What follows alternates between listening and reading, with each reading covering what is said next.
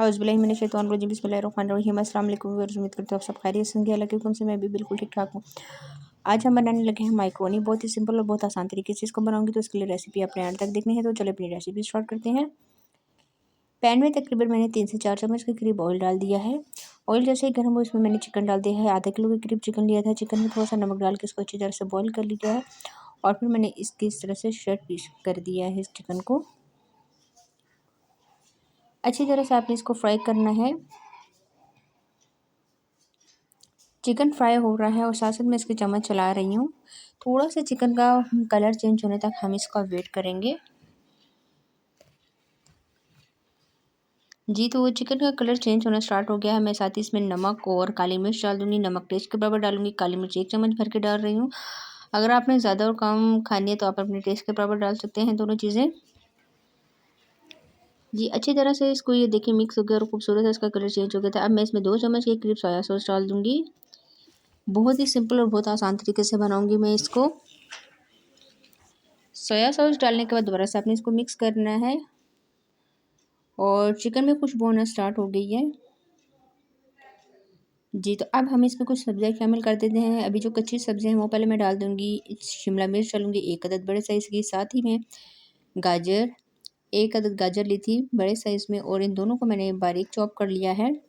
ये दोनों सब्जियाँ जो है वो कच्ची मैं इसमें डाल रही हूँ और डालने के बाद चूल्हे की फ्लेम को नॉर्मल रखेंगे और इसको अच्छी तरह से मिक्स कर लेंगे। बहुत ज़्यादा आपने सब्जियों को कुक नहीं करना। जी, तो अच्छी तरह से ये मिक्स हो गया है। यहाँ पे अगर आप देखें आपको मसाले कम लग गए हैं तो आप इसमें दोबारा ऐड कर सकते हैं।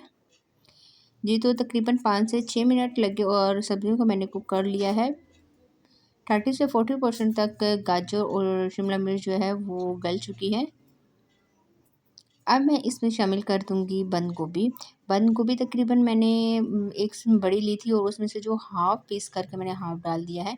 बंद गोभी को भी आपने बॉयल वगैरह कुछ भी नहीं करना, कच्ची मैं डाल रही हूँ।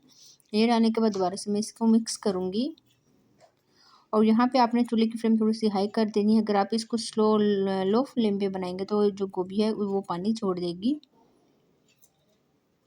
ये तो अच्छी तरह से तमाम सब्जियां मिक्स हो गई हैं और इसी के साथ मेरी आप सबसे रिक्वेस्ट है जिसने मेरे चैनल को सब्सक्राइब नहीं किया प्लीज़ मेरे चैनल को सब्सक्राइब कर लें ताकि आने वाली हर वीडियो आपको बहुत आसानी से मिल जाए। अब मैं इसमें आलू डाल दूँगी। आलू जो है वो मैंने इस तरह क्यूब्स में काट लिए थे और आलू को मैंने बॉयल कर दिया है। मटर मुझे नहीं मिले, अगर आपके पास मटर है तो आलू और मटर को आप एक साथ बॉयल करके इस पॉइंट पर आप डाल सकते हैं। जी, तो अच्छी तरह से तमाम सब्ज़ियाँ मैंने इसमें शामिल कर दी हैं